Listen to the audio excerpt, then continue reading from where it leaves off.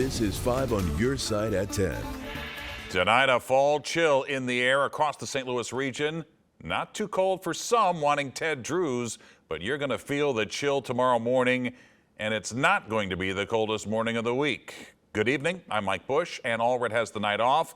We're going to see our first hard freeze of the season. Meteorologist Gary Frank is in for Scott tonight, and he's tracking this October cold blast. Gary. First off, Mike, it's never too cold for Ted Drews or any sort of ice cream, so I just want to get that out of the way. And we're looking outside right now. The wind is not blowing all that much. You can see just a gentle breeze, but it will start to pick up tomorrow, and it's going to usher in some much cooler air. As we look at everywhere, freeze warnings in place. This is not for the overnight, first and foremost. It will not get as cold tonight as it will Tuesday, Wednesday, and even Thursday mornings, but those freeze warnings are in place throughout the entire region. It's only 56 degrees, so you go outside right now and you think it's not all that bad, but then you zoom in just a little bit and you see that cooler air starting to work its way in from the north, even in Warrenton at 47 degrees. That cooler air still settles in, and overnight we're only going to drop to around 39, so there may be some patchy frost in the outlying areas as winds lighten up. However, the cold is coming. The last time our high was less than 50 was 191 days ago. So not only are we going to be cold at night, cold during the daytime. How cold it is and when we may see those records tied or even broken, Mike. Gary, thanks. Tonight, a bitter backlash at City Hall over a Republican plan to strip St. Louis of its power over the airport and police department. New tonight, our political editor, Mark Maxwell, details the plan and has the pushback from the mayor. Mark. Mike, as Mayor Tashara Jones pushes for more reform and oversight of police, political forces are lining up against her in Jefferson City with renewed calls to take control of police away from City Hall. St. Charles County Executive Steve Ellman argues if crime spills over from the city into the suburbs, it's only fair that lawmakers at the state level might pursue a power play in the city. Aren't you overstepping your boundaries here? No, not at all. St. Charles County Executive Steve Ellman acknowledges his push for a state takeover of the St. Louis Police Board faces a steep hurdle in Jefferson City. It's going to be a heavy lift. Even if the House and Senate approve his plan, Mayor Tashara Jones says our governor believes in local control, so I don't know where Steve is coming from. I still believe in local control. I mean, I'm a county executive. When he was a state lawmaker, Ellman voted to give St. Louis control over its own police board a decade ago. Now he says times have changed. The city also has a problem which reflects on all the rest of the region. Ellman's op-ed in the St. Louis Business Journal calls for state lawmakers to rein in the city's, quote, sky-high crime rates because it hampers growth in the region. But his plan doesn't stop at the police department. He'd also consolidate the city and county prosecutors' offices, forcing voters to pick between Kim Gardner or Wesley Bell, bring in Missouri Highway Patrol as reinforcements for city police, and strip St. Louis of its sole grip on its prized possession, Lambert International Airport. The city continues to own it, continues to run it, but it's basically the users and the federal taxpayers who are paying for it. Ellman says sharing control of the airport could mean jobs for some of his constituents. You wouldn't have to live in the city to work at the airport. And while consolidating courts might mean one less prosecutor at the top, no judge, bailiff, or janitor would lose their job. Steve Ellman doesn't live in St. Louis City or County. He lives in St. Charles. So when he is starting to govern in St. Louis City or County, then he can talk about how we can run our business here. Would you support the state taking over control of the police board in St. Charles?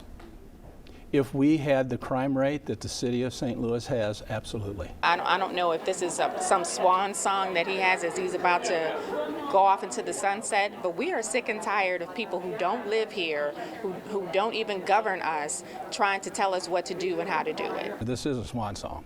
I've got one more term. I've got one more term. I'm unopposed, so I will be elected, and I have 4 more years to make a difference. Ellman is hoping a number of new lawmakers coming to Jefferson City in the new year pick up on his swan song, as he called it, and pick up this old debate and strip St. Louis of much of its powers. You can watch more of that full exchange with Steve Ellman on the record up on our website right now, ksdk.com. Mark, thanks. Tonight, St. Louis police are looking for the person who shot and killed a man on a busy section of Cherokee Street. It happened around 8 o'clock last night near Cherokee and Oregon, where several restaurants are located. Officers found a man dead outside. If you know anything or you saw anything, police would like you to call Crime Stoppers at 866-371-TIPS. It has been a violent weekend for children in St. Louis. Tonight, 3 teens are recovering after being shot. All 3 happened within a span of 12 hours. A 13-year-old shot in the leg Friday afternoon on Northland Avenue in North City. Police arrested his 18-year-old cousin.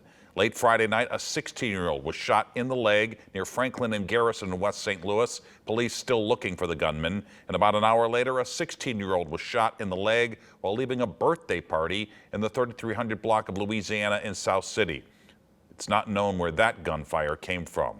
So far this year, more than 100 kids ages 17 and under have been shot in the city of St. Louis.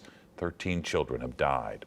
Today, the community honored a trailblazer in the fight to stop gun violence involving St. Louis children. A balloon release was held for Jeanette Culpepper, who died 1 year ago today.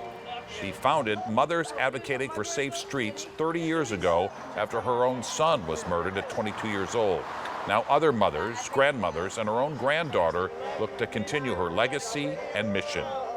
We have to be more aware of the safety of guns, the safety of how to disarm guns, where to hold guns, where not to hold guns, how to teach our kids not to touch guns. Mothers Advocating for Safe Streets plans to hold its annual New Year's candlelight vigil for people who die from gun violence. Tonight, St. Louis firefighters and police officers hit the pavement in Dutchtown. It was all to honor the Sims family's long-lasting legacy in their South City community. 5 on Your Side's Laura Barczewski was there for a surprise dedication.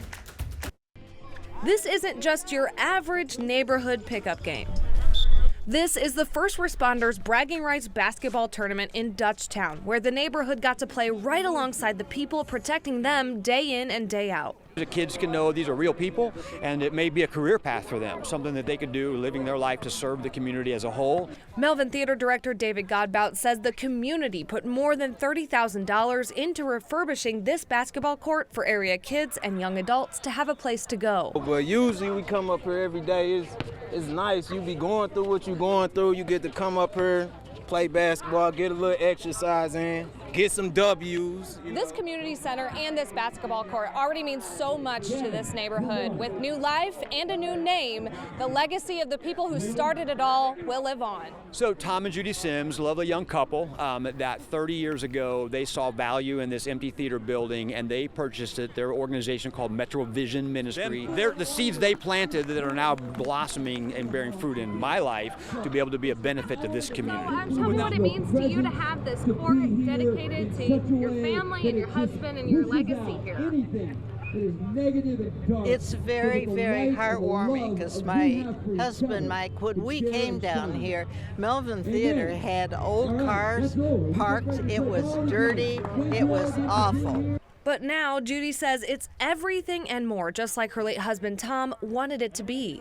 We'd have the kids, but we would say the outside rainbow was always the parents. So I was just so proud of the neighborhood and everything that's going on. It's because of the Sims family that groups like Restoration House inside Melvin Theater have a place to help homeless and at-risk youth. And so we do case management, we help with jobs, we help with insurance, any type of resource, food stamps. We also have a birth certificate and state ID program. Reporting in St. Louis, Laura Barczewski, 5 on Your Side. And if you'd like to help the groups at Melvin Theater continue to give back to the neighborhood, we have a link to donate on our website, ksdk.com. He's still got the beat at the age of 100. I worked till I was 72 and a half. Wow. And I hated the day I quit. The veteran, musician, and centenarian finding his joy and spreading it to others. Firing up the furnace is going to cost you more this winter. Tonight, the easy and inexpensive fix to help you save and stay safe this winter. The last time we saw our high less than 50 degrees, 191 days ago. We're showing you that stat because it's possible that's how cold it is, how cold it gets by midweek, and when we're going to see a record.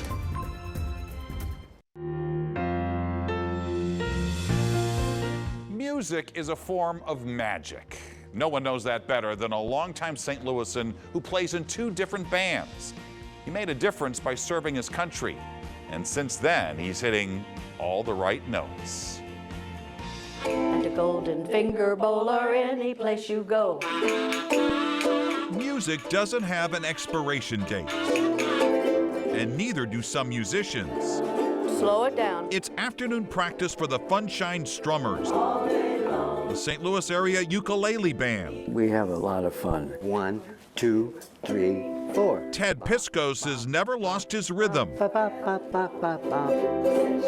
which surprises some people when they find out his age. How old are you, Ted?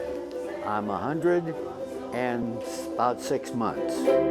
The soundtrack of his early life was actually a violin. I took lessons for about 3 years until I thought I was pretty good. And then in high school, I joined the orchestra. But soon after, he traded in Beethoven for B-29s. During World War II, he was trained as a radar operator and served in the Pacific Theater on Saipan. As part of the ground crew for B-29s, the state-of-the-art bomber of its time, he got to know some of the young pilots. And I became the closest friend from one gentleman from Chicago, and he didn't come back. And that's a bad thing about that. Not long after coming home, he went to work in tool design for defense contractor McDonnell Douglas. I worked till I was 72 and a half. Wow. And I hated the day I quit. But the old songs were like old friends, and music came calling again. Dancing shoes on. These days, he plays the bass ukulele with the Funshine Strummers. Just 6 ladies and Ted. He's still learning. My wife will get an email from him that he was at midnight looking at a YouTube video on how to perform this song that they've been working on. And he's also part of the St. Louis ukulele group that performs at churches and assisted living facilities. He really is a happy person, but he's also very shy. He doesn't want to recognize himself as being a performer or a vet. But music is his medicine. People always say, well, what's your secret? What's that? The only thing I can think of is the old song, stay away from bootleg hooch and don't date college girls. A veteran, a musician, and a centenarian. Ted Piscos showing us all that life is like a musical instrument. What you get out of it depends on how you play it.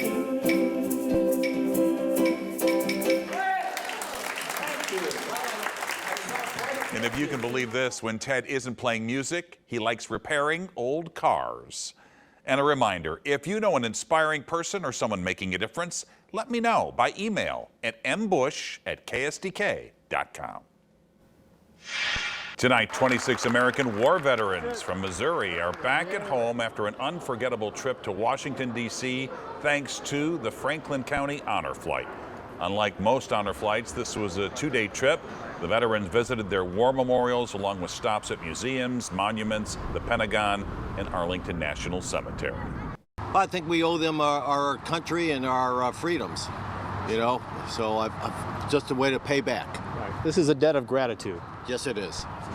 Much. 5 on your side's Alex Fees was on that trip. Look for his stories Tuesday on Today in St. Louis. Oktoberfest was in full swing this weekend at Eckert's Farm in Belleville. There were wagon rides, live entertainment, and delicious food. Oktoberfest continues for the final 2 weekends in October. And over in O'Fallon, Missouri, the Assumption Parish wrapped up 2 days of fun and fellowship. The annual Fall Festival featured hay rides, games, food, drink, and music. It's one of the parish's largest fundraisers of the year. For a full list of fall activities on both sides of the river, just text the word fall to 314-425-5355.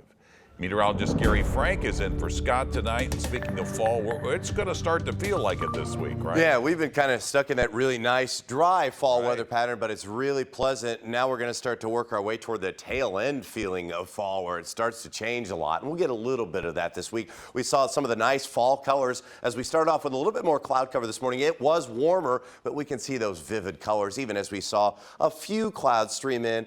To finish the day, it was still a very nice day. And you know what? It's going to continue to be nice, all things considered, over the next few. But we watched this rush of cooler air, 30s and 40s. And we've even dropped just in the last 30 minutes, we've dropped 4 degrees. So it's coming, and we're going to see that continue here over the next several hours. Low temperatures tonight, though, still dropping down to 39 in the city. That will be the coldest that we've seen all season long, but some of the other areas in the low 30s, you've been that cold before.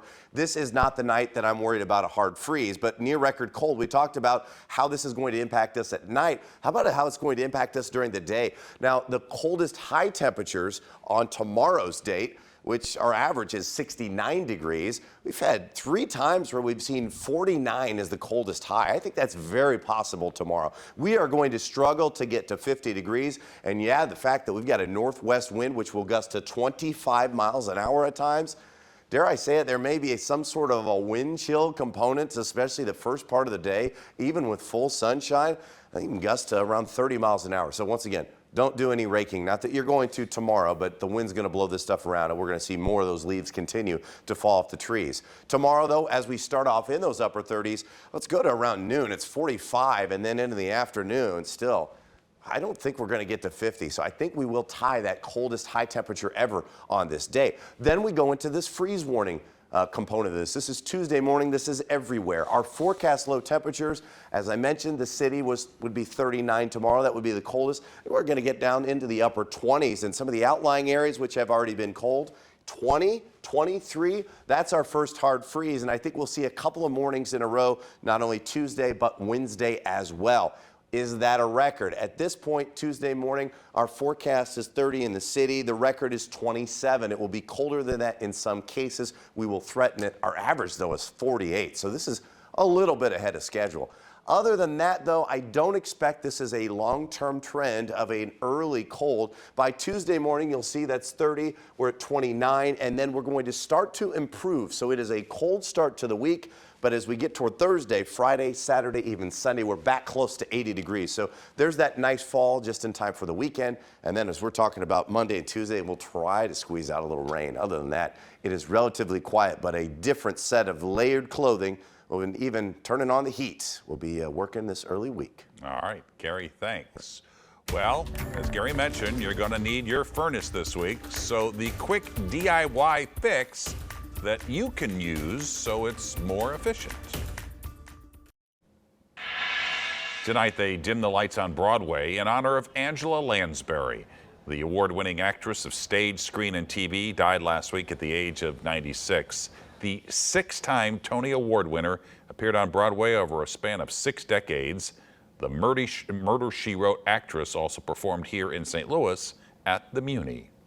With energy costs expected to increase this winter, it's more important than ever to maximize the efficiency of your heating and air quality systems.